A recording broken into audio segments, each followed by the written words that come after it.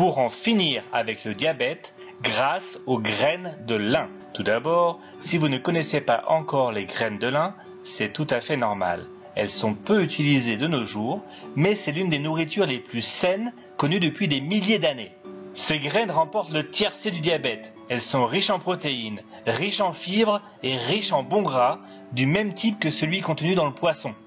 Les graines de lin sont également très bonnes pour la santé cardiovasculaire et elles aident à lutter contre le cancer du sein et le cancer de la prostate.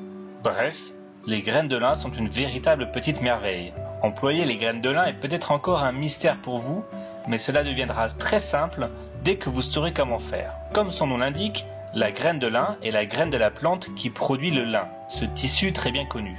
Et tout comme le tissu, les graines de lin étaient très populaires pendant l'Empire romain.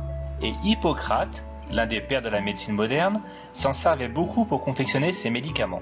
Le très sage Mahatma Gandhi a dit un jour, avec raison, « Partout où la graine de lin deviendra un aliment, la population sera en meilleure santé. » Et encore plus près de nous, le docteur Andrew Weil, un médecin très réputé dans l'alimentation, dit que si nous ne pouvons faire qu'un seul changement dans notre alimentation, il devrait s'agir de se mettre à manger des graines de lin. D'accord, très bien. Mais où les trouvons-nous ces petites graines de lin? Et surtout, comment les manger? Eh bien, elles sont maintenant tout simplement disponibles en grande surface. Et si vous n'en trouvez pas au supermarché, allez jeter un petit coup d'œil dans les boutiques d'aliments naturels ou les épiceries bio.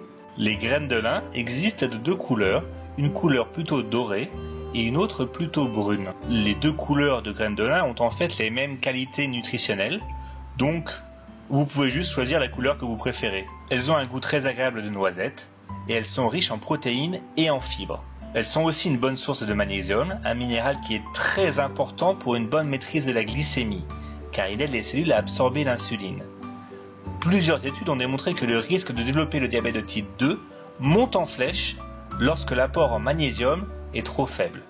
Donc assurez-vous d'en faire le plein. Et les graines de lin en sont une bonne source. Mais attention, la nature a doté les graines de lin d'un emballage fin mais puissant, ce qui a ses avantages et ses inconvénients. L'avantage, c'est que l'on peut conserver les graines de lin facilement pendant 1 an dans un récipient hermétique. Mais cet emballage naturel des graines de lin est presque trop puissant. Il est fort probable que ces petites graines passent dans votre système digestif quasiment indemne et ne vous apportent donc aucun nutriment. C'est pourquoi il faut les mâcher très bien, mais ce n'est pas du tout facile. Je vous conseille plutôt de les broyer, car ces graines de lin sont beaucoup mieux absorbées par l'organisme si les graines sont consommées moulues ou écrasées. Vous pouvez par exemple utiliser un robot culinaire ou un moulin à café. Après les avoir moulues, vous pouvez les conserver au réfrigérateur pendant quelques mois. Alors comment manger les graines de lin?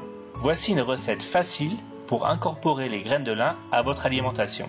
Vous pouvez préparer ce smoothie tous les matins. Il suffit de mettre 2 cuillères à soupe de graines de lin dans un mixeur, de les broyer, puis vous ajoutez des myrtilles congelées, une demi-banane et du lait de soja ou du lait d'amande selon votre préférence. Voilà, c'est tout simple et c'est délicieux. Vous pouvez aussi trouver de l'huile de lin, mais les graines que vous broyez vous-même sont bien meilleures pour vous. Une grande partie des nutriments sont effectivement perdus lorsque les graines sont pressées pour faire de l'huile. Les graines de lin sont non seulement la meilleure source naturelle de lignane, mais elles sont aussi une excellente source de fer, de zinc, de cuivre, de calcium, de protéines, de potassium, de magnésium, de folate, de fibres solubles, ce qui peut réduire notre cholestérol, et même de bore, un minéral important pour améliorer la santé de nos os. Mais nous ne recevons aucun de ces nutriments en buvant de l'huile de lin. Voici encore un exemple de l'importance de manger des aliments végétaux entiers et non pas leur jus ou leur huile. Revenons maintenant sur l'intérêt spécifique des graines de lin par rapport au diabète. Nous savons depuis plus de 20 ans que manger des graines de lin permet d'atténuer le pic de glycémie après un repas. Mais l'utilité des graines de lin n'avait jamais été testée spécifiquement sur les personnes atteintes de diabète jusqu'à récemment. Et il a été mis en évidence qu'une cuillère à soupe de graines de lin moulues tous les jours pendant 1 mois entraîne une baisse significative du taux de sucre moyen dans le sang. Et en prime, on observe aussi une baisse des triglycérides et du cholestérol. Alors comment les graines de lin aident-elles à lutter contre le diabète? Eh bien, il semblerait que la consommation de graines de lin peut améliorer la sensibilité à l'insuline. Et bien que les graines de lin soient plutôt grasses, aucun gain de poids n'a été signalé chez les personnes qui ont ajouté des graines de lin à leur régime pendant 3 mois. En fait, il semblerait même qu'au contraire, cela aide à faire perdre un peu de graisse autour du ventre. Voilà, c'est fini pour cette vidéo sur les graines de lin. J'espère que vous avez appris quelque chose, et si c'est le cas, mettez un petit like sous la vidéo, et n'hésitez pas à vous abonner à la chaîne pour plus de vidéos sur le diabète. À bientôt!